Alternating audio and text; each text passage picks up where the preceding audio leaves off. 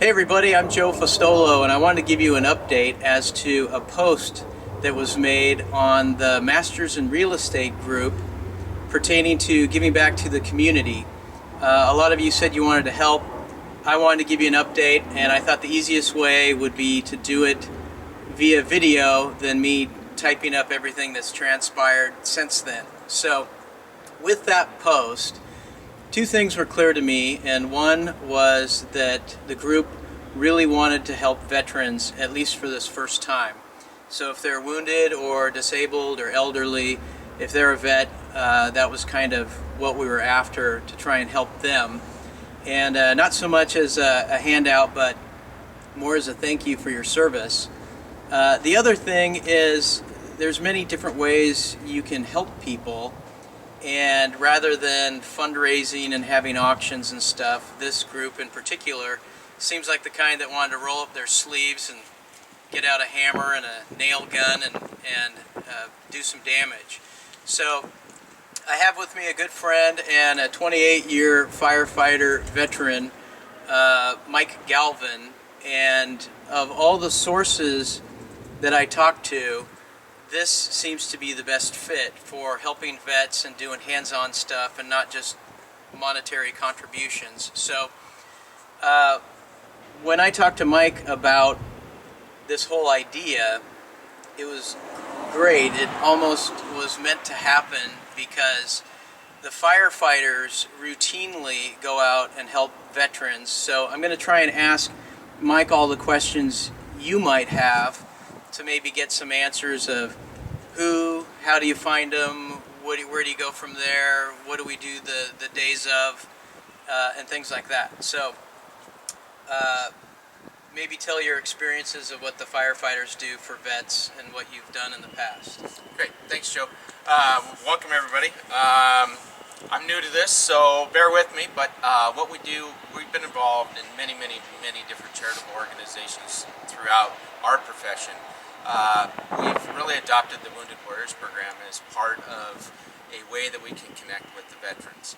And when I say one way, there are multiple ways, from church groups, from local service agencies, through social services for mental health issues, things like that. We'll give referrals and things to that nature. So what we do is we'll always have groups where always seem to be pretty handy and crafty and like to break things apart, so we might as well rebuild them, and we're more than happy to go out, grab hammers, build decks, build walkways, widen hallways, build new homes. Some other foundations that I personally am involved in, the Dennis Leary Foundation. Another one's Tunla Towers program, which is fallen firefighter in 9/11, and they've spread throughout the country. So we have a lot of means to be able to get the information to us, and it's just a matter of grabbing local organizations that want to be part of it. And this one's huge, and I'm new to it, so I'm pretty excited about it. So what I wanted to do is not be the captain, the president, the quarterback of this whole thing. What I wanted to do is, everybody is so willing to help.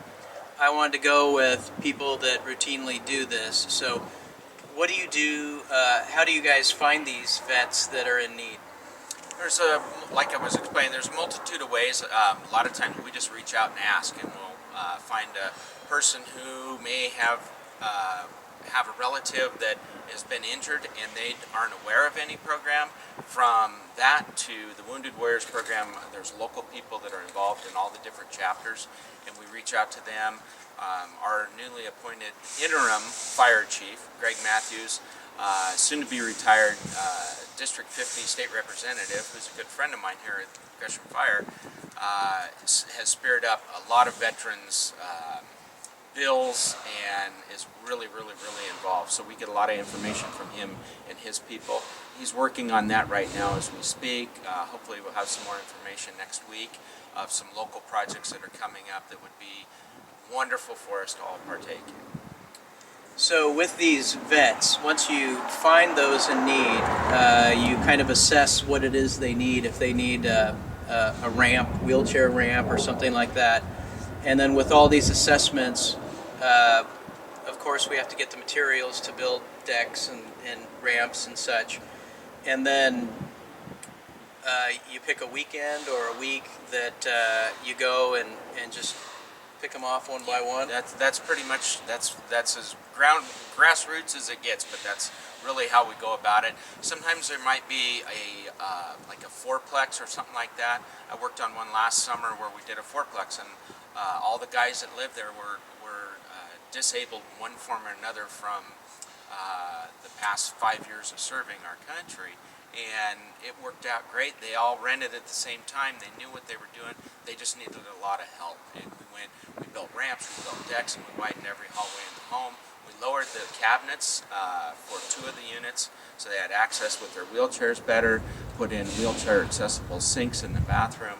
It was quite a project. We had it done with about 14 people in 3 days. Well, we have quite a few. I think we have about 50 possibly.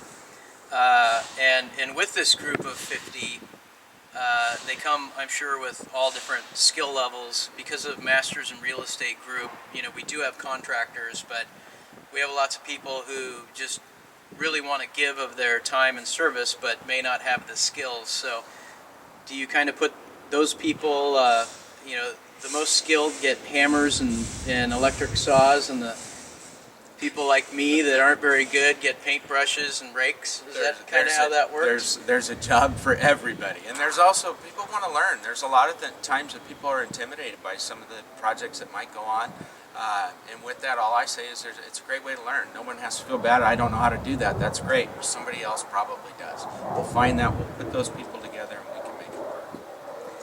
And so I guess the last question I could think of is, where do we go from here? Do you have a kind of a timeline of when we might have these people identified, and when you guys will assess what materials are needed and get them and delivered, and when do you think we could show up and make a difference? Right now we have a few contacts that our Fire Chief Greg Matthews is working on right now. He's due to get back to me probably by the middle of next week. Once we nail down some firm contacts of more need-based, we can kind of orchestrate that together, find the projects, and start moving forward. But I would think we should have that information within 2.5 weeks. Okay, and then with that, are you thinking like May? I'm thinking May would be great. Everybody can respond back to you and see what you think. We can kind of play people's schedules together. It's kind of nice to do it before summer gets here and everybody takes off and is busy with family and friends and kids. But if we could do that, May's usually a really good time for that. Hopefully our weather holds up. Perfect. I hope I was intuitive enough to ask all the questions you might have. If not, I'm sure I'll hear about it.